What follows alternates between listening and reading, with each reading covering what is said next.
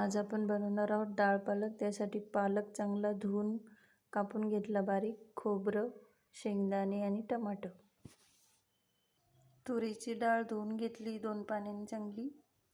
2 वाट्या याच्यामध्ये गरम पाणी घालून घेऊ. हळद, खोबऱ्याचे तुकडे, थोडे शेंगदाणे, 1 टमाटर, याच्यामध्ये पालक टाकून घेऊ. 2-3 हिरवी मिरची, अर्धा चमचा मीठ.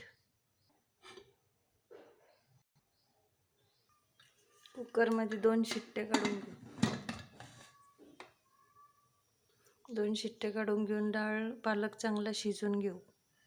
आपला पालक शिजून तयार झाला. डाळ पालक शिजलेली. आता फोडणी देऊन घेऊ आपण. तेल टाकलं, मोहरी, जिरं, लसूण,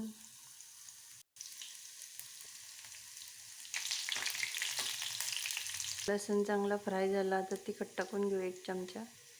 शिजवलेला डाळ पालक टाकून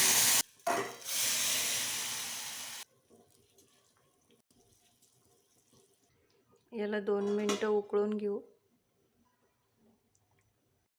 ही आपली डाळ पालकची भाजी तयार झाली.